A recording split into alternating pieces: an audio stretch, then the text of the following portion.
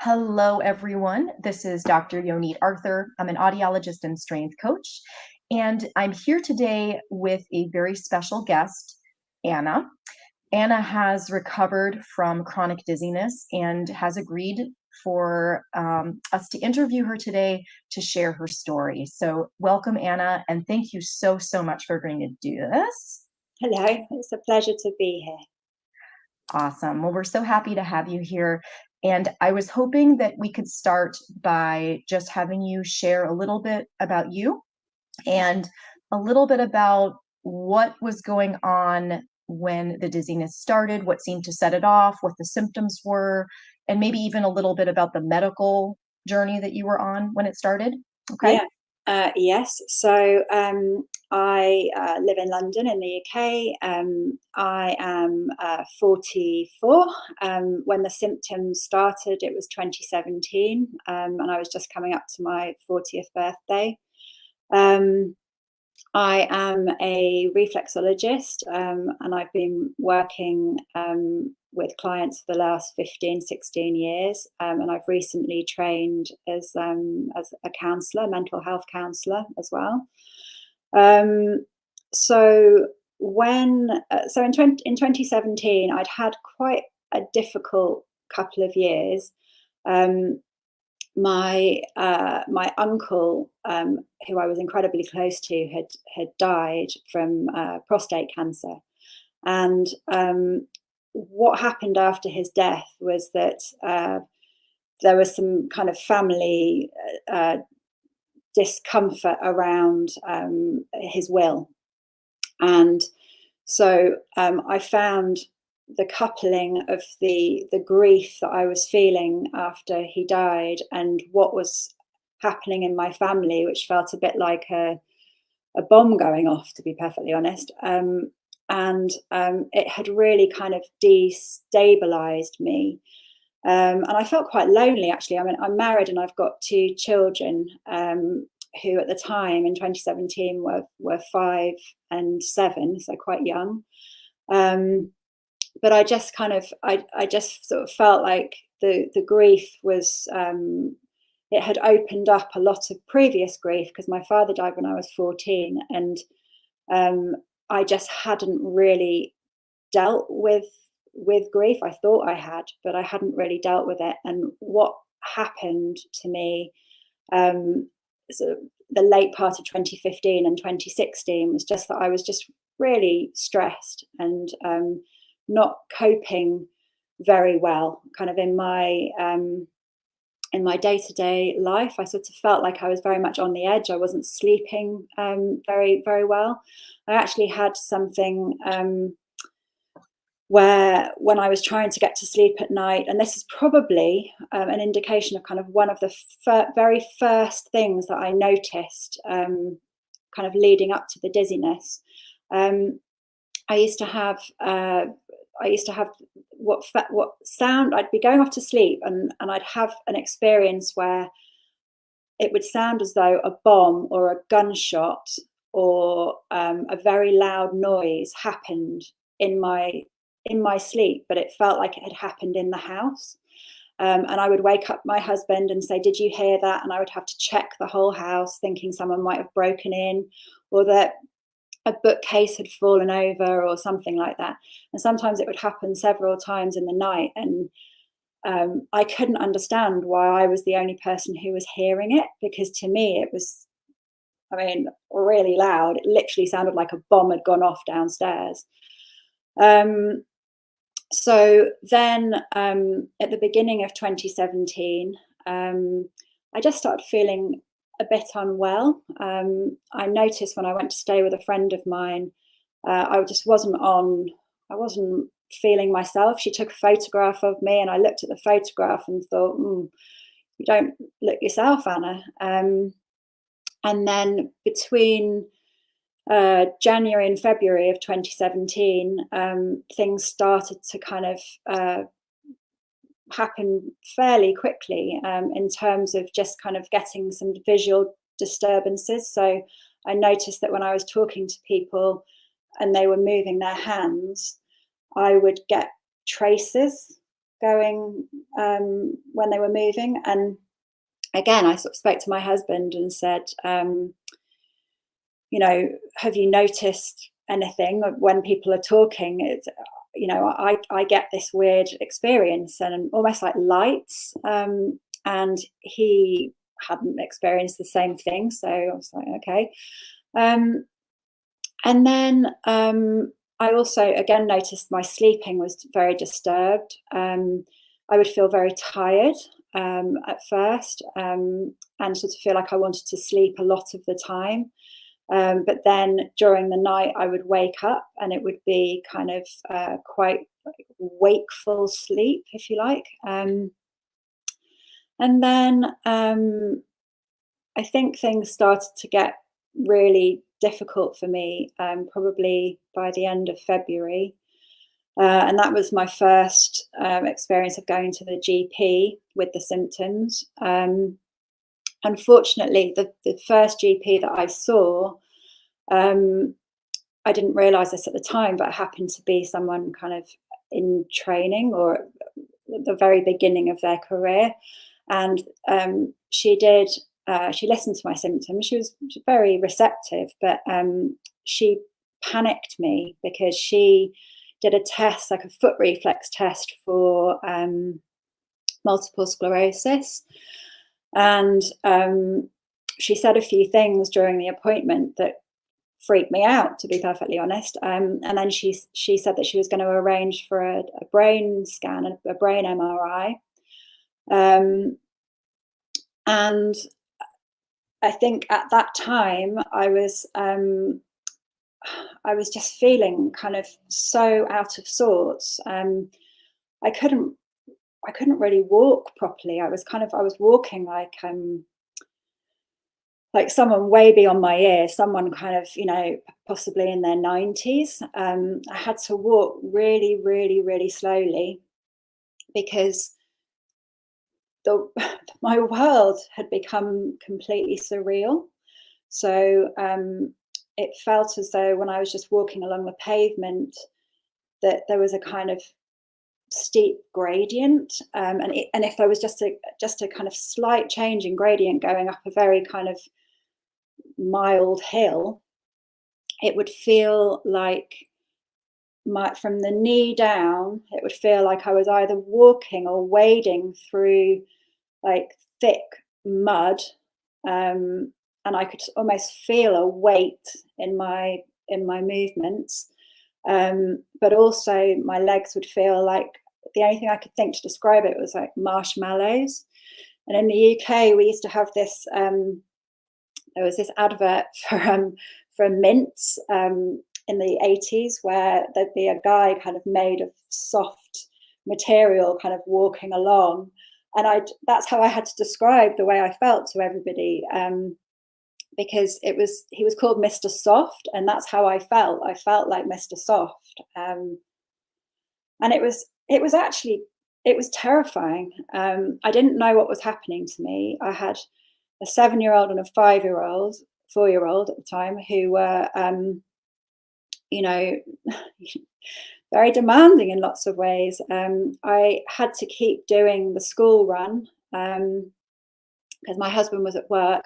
I had to sign off work. I couldn't ride my bike. I couldn't drive, obviously. I mean, I couldn't walk, essentially. I mean, I could walk, but it was very, very laboured. And I just felt safest when I was at home because I knew where the stairs were. I knew where all the walls were.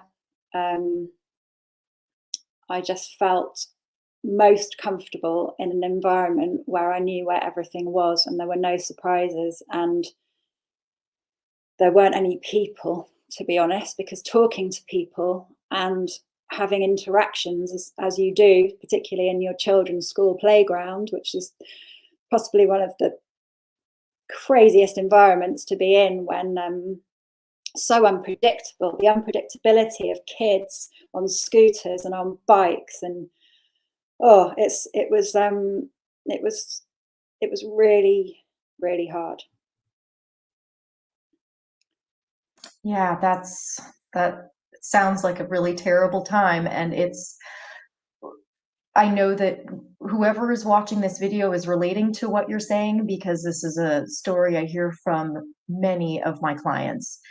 Now, so you mentioned kind of feeling the gradient and the heaviness in your legs and the visual disturbances.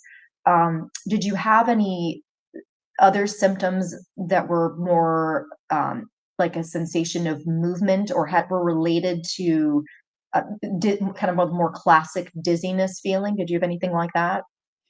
Yeah, so I couldn't lie in bed. Normally, I lie on the right side and my husband's on the left, and I noticed that I couldn't lie on my right side. It would feel like, so it didn't feel like vertigo for me. I know lots of people do have experiences with vertigo. It didn't feel like that. It felt like, oh,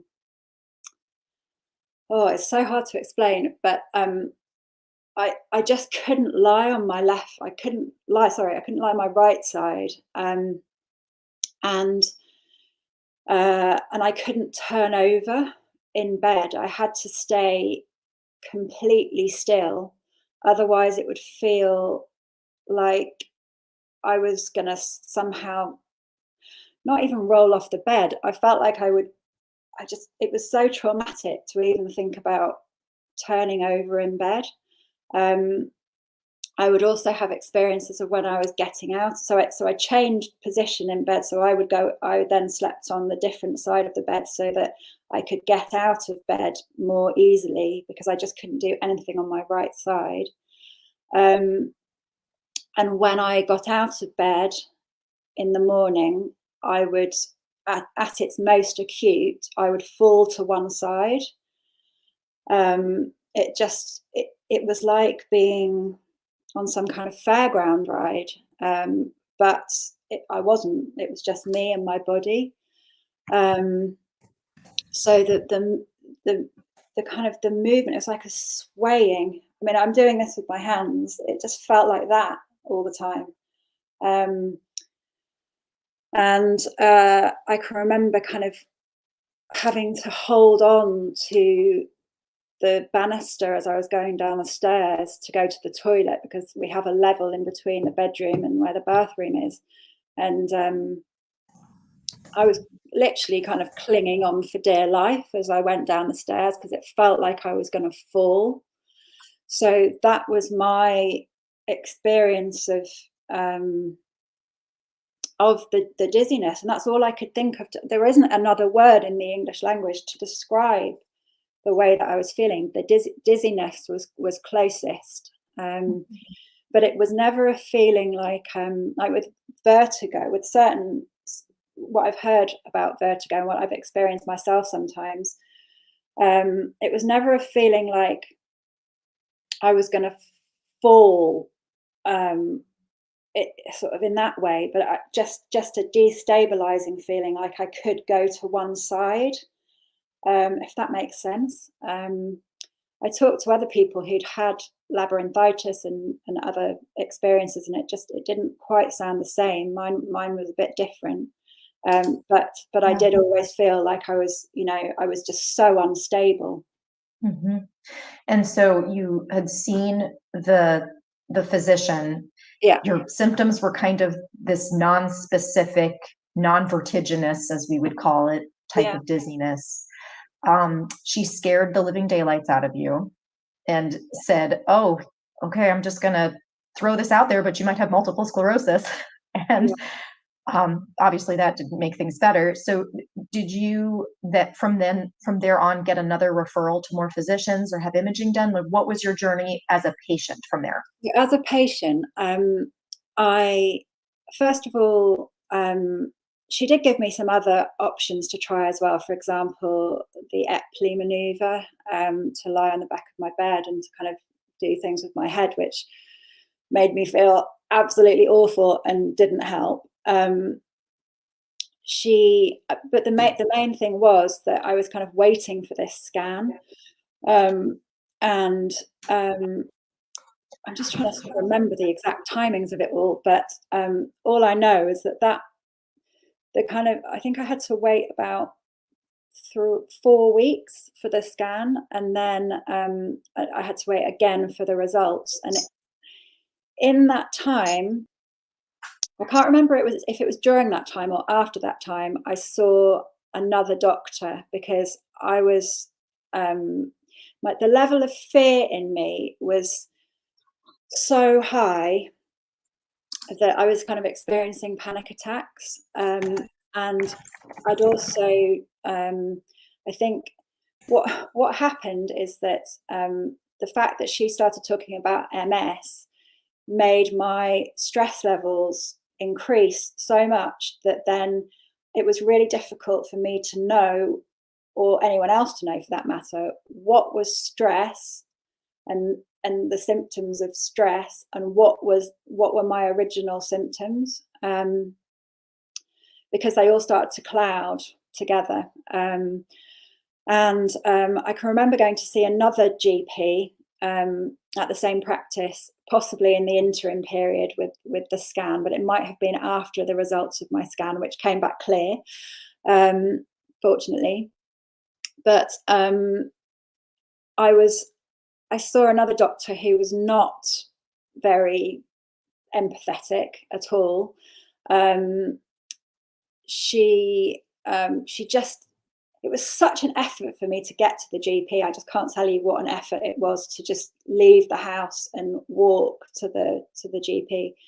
And I finally got to see her, and she then prescribed me some vestibular suppressants, which I was kind of reluctant to take on one level, because I'm not somebody who necessarily, I take medication, but I'd always prefer sort of not to at first if there's an opportunity.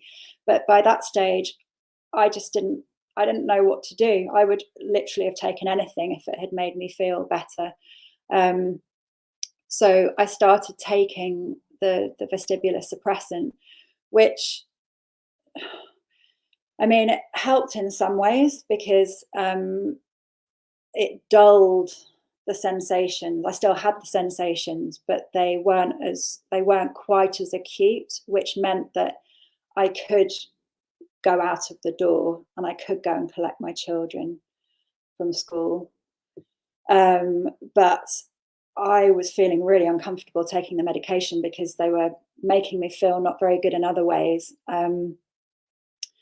And so the medical journey was one where basically we got to a stage where, after the MRI scan, and the MRI scan had come back clear, as I said, we were kind of at the end of the road, really, because there was nothing else that they were basically like, well, the MRI scan's clear, we've given you the vestibular suppressant, that's it. That's all we can do for you. And I panicked hugely, because I was starting to get other symptoms as well. So, for example, this is where there's a kind of difference for me between what was happening in a stress way as well, or everything kind of morphed in together. I would be on top of the dizziness. I would then be waking up in the middle of the night with like no feeling in my arm. I would have burning sensations in my toes. I would feel like it was just bizarre things were happening in my body that I couldn't explain. I couldn't sleep because my anxiety levels were just through the roof. And even though I'd got the MRI scan back and it was clear, none of my symptoms were really getting any better. And so it didn't do much to alleviate my stress, really. So that's sort of as far as I got with the medical route. And I was also I'd done loads of my own research, and I had all sorts of different options in terms of trying to see a neurologist. And there were some fantastic hospitals in London, and I'd done my own research, but they wouldn't give me a referral to this particular hospital. And I finally got a date to see a neurologist through the GP, but the date was like 5 months, 6 months down the line. And I was just thinking, how the hell am I going to do this for another 6 months? And I need to know what's going on. So that's kind of where I'd got to with, with the doctor, really. Yes. So, of course, in retrospect, we can say, oh, well, thank goodness it was out 5 months, because who knows what the physician might have told you. But so where we are in your story right now is kind of at the peak, it sounds like. So not only were you feeling this sense of heaviness in your legs and this lack of balance and these visual disturbances and this feeling of being pulled to a side, you also were starting to experience other sensations in your body that didn't seem to be related to dizziness at all, like numbness. Yeah. And I wanted to ask now, I from everything you've told me, I think I have a pretty good idea of what life was like. But I'd like, if you wouldn't mind sharing, taking us through a day in your life, or what a day would have been like at the peak of your symptoms. I think, well, as I said, my world became very small because I couldn't work. I was doing, I was training to be a counsellor, but I had to take some time out from that because I couldn't. The thought of like going on public transport was just not going to happen. So my day to day, I mean, I would get up in the morning because I've got kids, and my husband had to work, and he is in the building trade, and he would often leave pretty early. So I had to get up and make breakfast for my kids and get dressed. And the main goal was getting them to school. That was my main goal would be taking them to school and picking them up from school. And I think in the morning I could just about galvanize enough energy and kind of steel myself to do the journey. The school is only, fortunately, it's literally a 5-minute walk from my house. So I could just about do that, but it's really hard to explain to a 7-year-old and a 5-year-old that I can't walk at a normal pace. I have to walk very, very, very slowly, and I have to keep stopping, and I have to put my hand on a tree or a wall just to kind of stabilize myself. And also because it's a completely invisible issue, you kind of look normal, as normal as anyone does. And so nobody has any idea what is going on inside your head, inside your body. No one has any clue, and it just looks like you're walking. It looked like I was walking really, really, really slowly.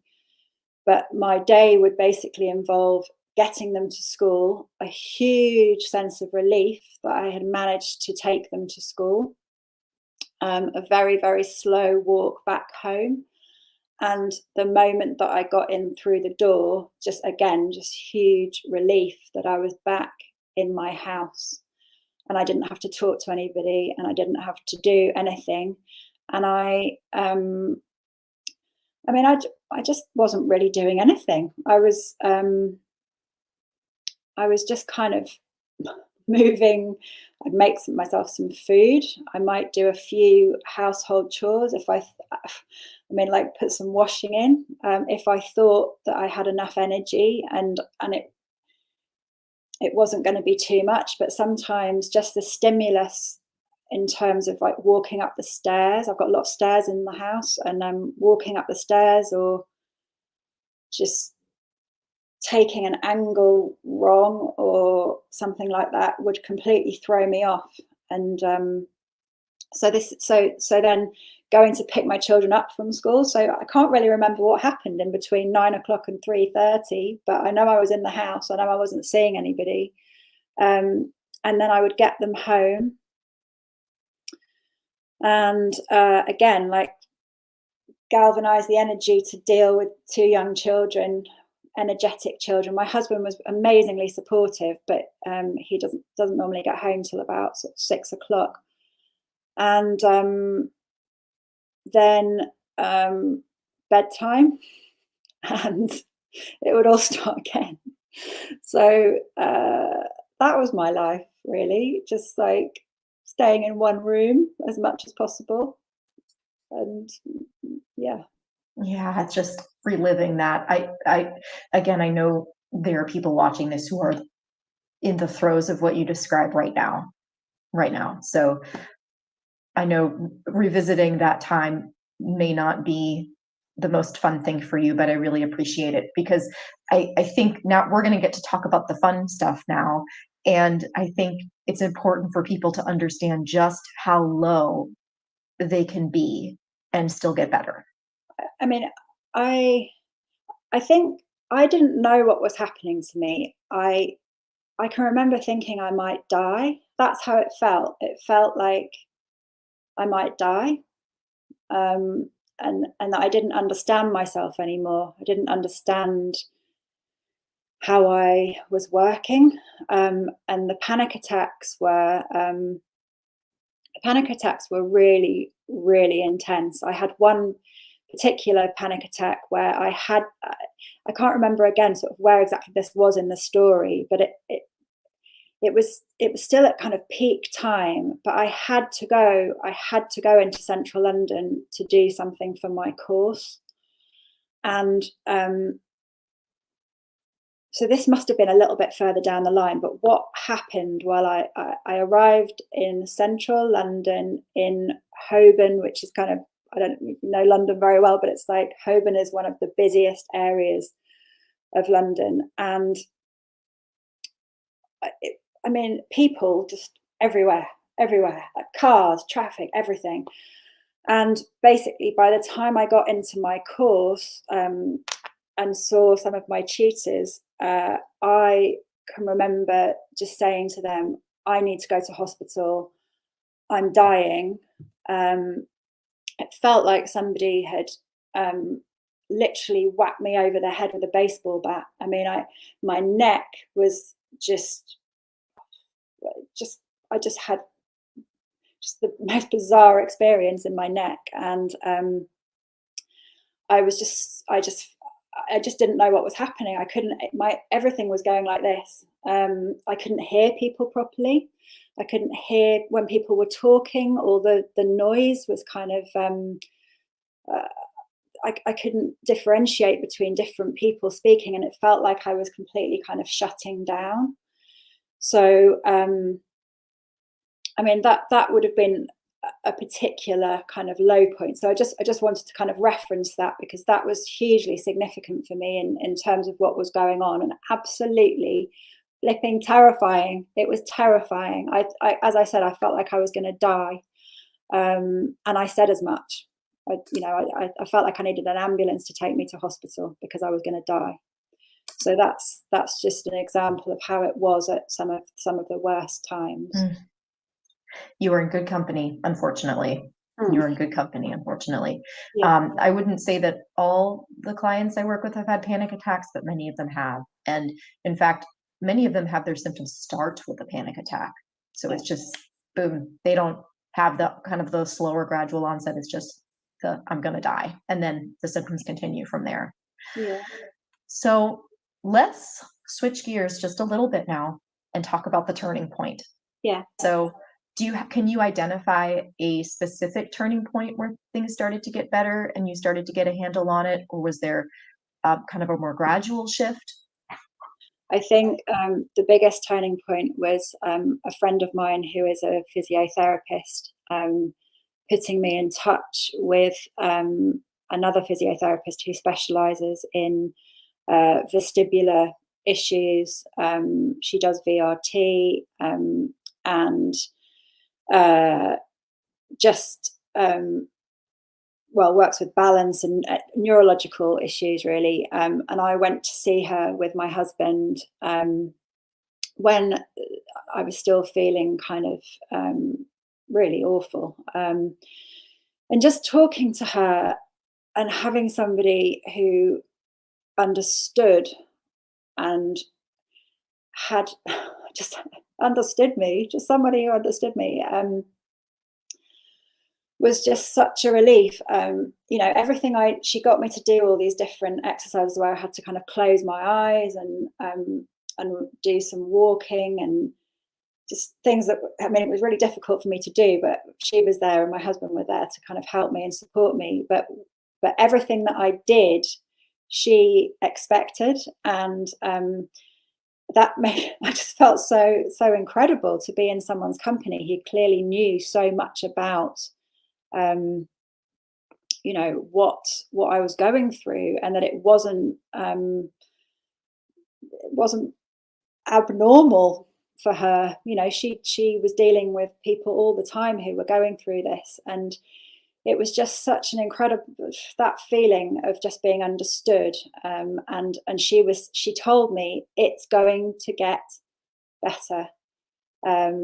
And she told me she explained what happens with the medication, and she said that in her professional opinion, the medication didn't the kind of medication that I was on, the vestibular suppressant, didn't help with recovery, because the most important thing to do with the symptoms that I was having was actually make myself as uncomfortable as possible. So she gave me loads and loads of exercises to do, which involved spinning around and walking from side to side, shaking my head from side to side really, really, really quickly, which made me feel completely crazy.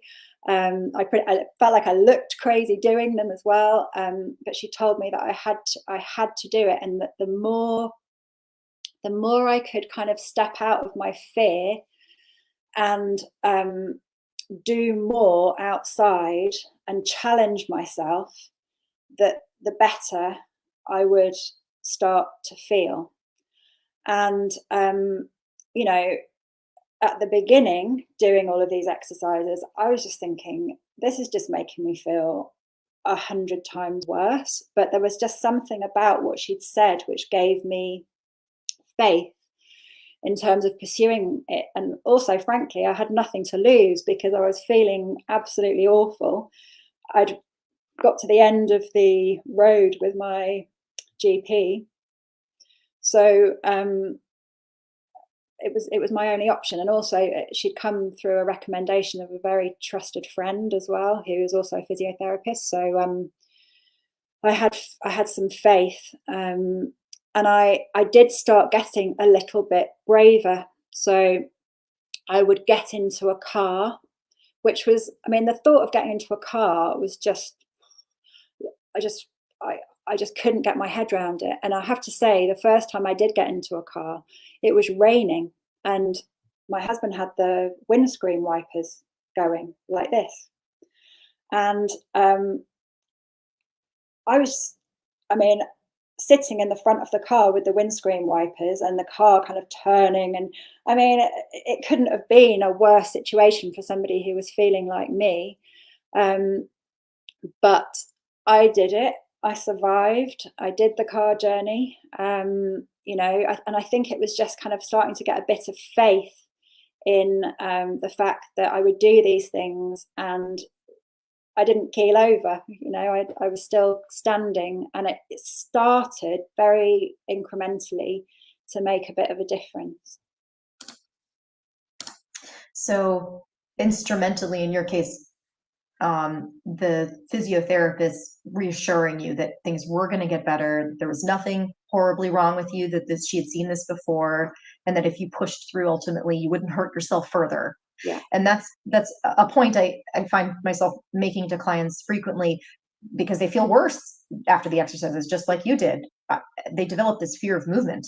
And Yeah. so the remedy for that is pushing through no matter how terrible it feels at first, which Yeah. is really, really hard. Because even kind of, I noticed, when I was speaking to people, I don't know if you can see this on camera, but I would move like this to avoid having to turn, because if I turned, it it just made me feel horrendous. So then doing the exercises, which are literally like going from side to side or kind of spinning round and kind of fixing on a point, it's it sounds, when you're going through it, it sounds utterly horrendous. But I just noticed I was starting to get a bit of movement back. So that felt encouraging. So you attribute that kind of pushing through the fear, having some support and reassurance is kind of the big turning point. Do you have any other um, ideas that you think, or factors that you think were really also big in your recovery beyond pushing through the fear and having someone there to support you? Well, I think the fact that I had two small children was a huge factor in it all as well, because it literally forced me to get out of my comfort zone. Um, it wasn't really a comfort zone, but it was the most comfortable zone that I was in at the time, which was kind of in the house. But it had had such an effect on my family as well. It's like it wasn't just me. Obviously, children don't know how to express themselves, but during that whole period, my daughter, she had been an amazing sleeper, and while I was going through all of this, she came into our bedroom every single night and wanted to get into bed with me. And that just told me what she was going through as well. And I remember my son, I was reading him a story one night, and I remember him saying to me, "Are you okay, mummy?" Which Mm. absolutely kind of broke my heart. And we had a conversation about what was going on, because it was really confusing for him, and he could tell something wasn't right. Children are hugely perceptive, and so I wanted to discuss what was happening, so that they would understand, but obviously in a gentle way, a way which hopefully didn't convey the fear that I was feeling, but just to be honest, because I just felt like that was really important, and I owed it to them as well, because they knew that something wasn't right. But also, I think, and this has kind of happened sort of slightly in retrospect, but it was starting to happen then too. I think the recovery was aided by me starting to understand what had been going on for me beforehand and what had caused my body to effectively shut down, because that's what it felt like. It was it was swaying, and it was going crazy, and it was kind of moving from side to side, but ultimately the whole experience was completely destabilizing. You know, I was like a fit, relatively fit 39, 40-year-old. I used to run regularly. I was on my bike all the time. I eat well. And I just, I mean, lots of things can happen to people who do all of these things, and things aren't things aren't just sort of discriminatory in that way. They can hit us all. But the big thing for me was understanding that I had been in a very dark place, actually, for a couple of years, and I was just trying to just keep going. Not really. Not. I have a Now I know that I have a pattern of behaviour where I have often buried emotion, So not really dealt with it because it hasn't necessarily been acceptable within the family that I was brought up in to be emotional. You know, it's a very kind of keep calm and carry on kind of attitude, I suppose. And you know, my feeling now is that you can keep calm and carry on, but something's going to happen, and it did happen to me. And so I firmly believe that my emotional state was starting to hugely impact my physical state. And it was really interesting to me that then my physical state forced me to stop in my tracks, quite literally. Um, so it became something where I was trying to keep going, and I was keeping going, and then suddenly I couldn't anymore, and I had to face up to what was actually happening with me.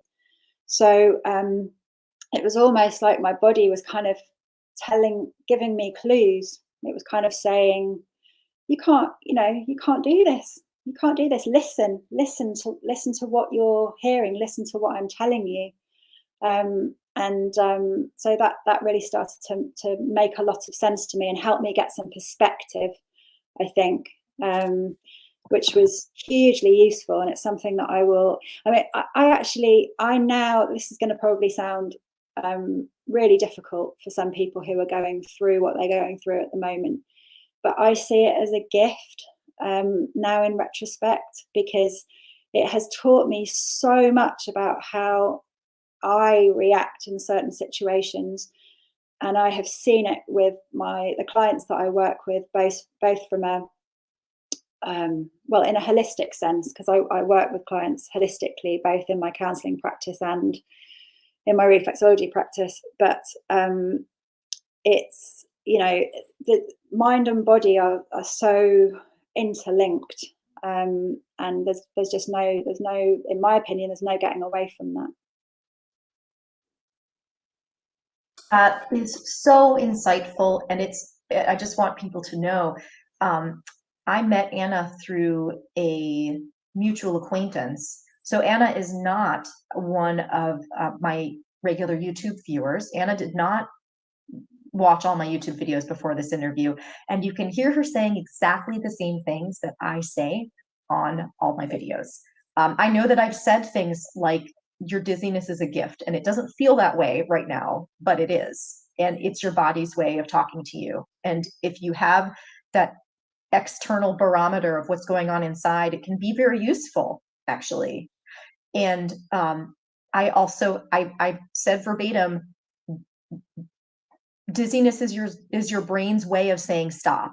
So what is your brain trying to stop you from doing? What is your mind trying to stop you from doing? And if you have insight into that, that's going to help you get better. So it's just very interesting to me that you have said many of the things that I've been saying without having ever seen my videos, and here you are.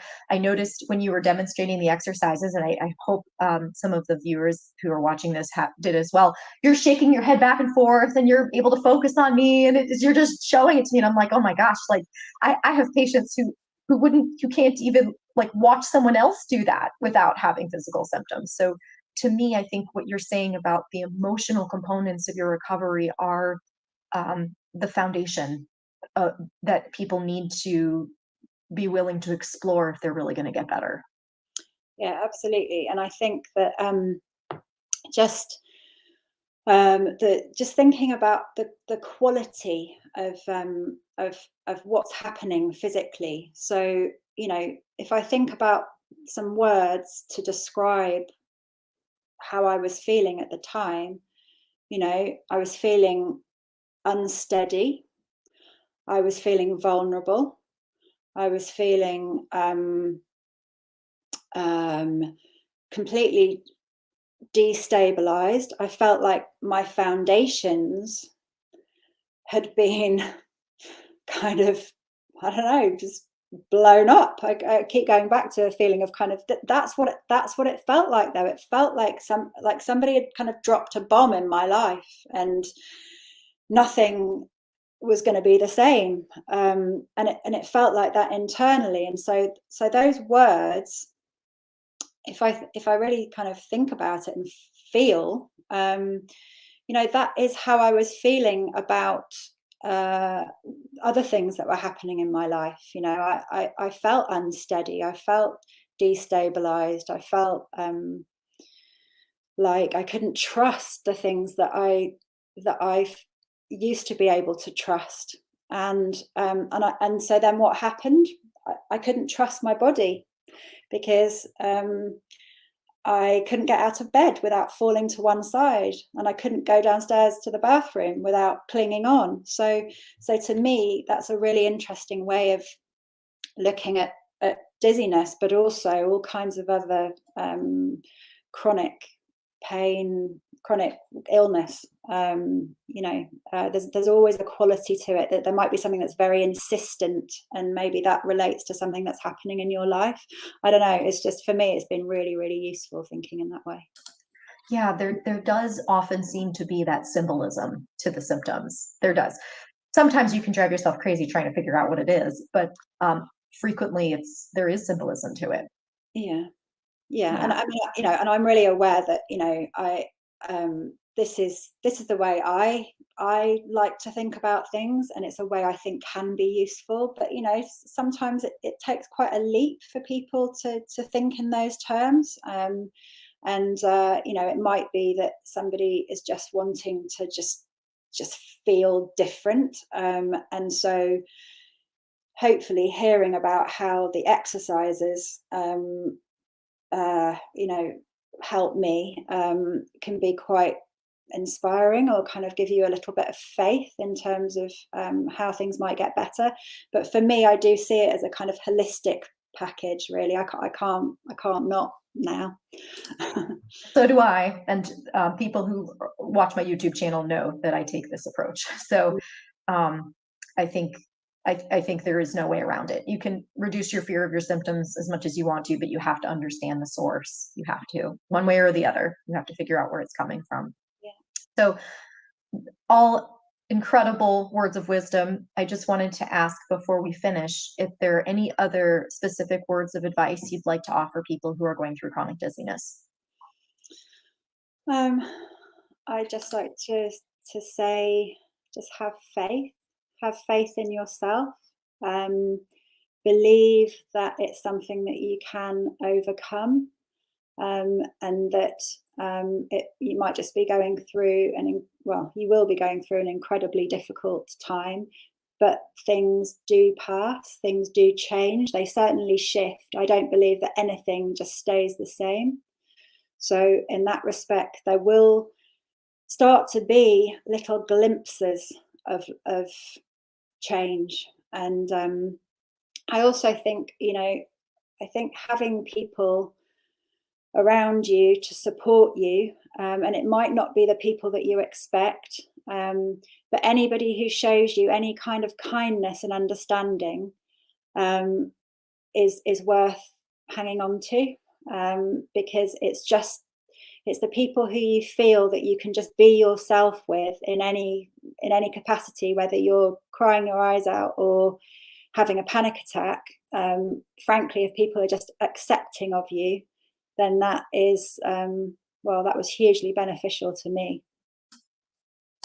Yes, very, very wise words, especially since, as we both know, one of the worst parts is the isolation, since it is this invisible illness, and when you feel the pressure to also hide your symptoms and try to go through life normally, it can be very isolating. Massively. Yeah. Yes. Well, thank you, Anna. Thank you so much for sharing your story with us. I can't thank you enough. And I know some of you may have some questions. So if you'd like to leave comments below with questions, I can relay them to Anna and see what she says. And as always, thank you guys for tuning in. All right, Anna, take care. Thank you.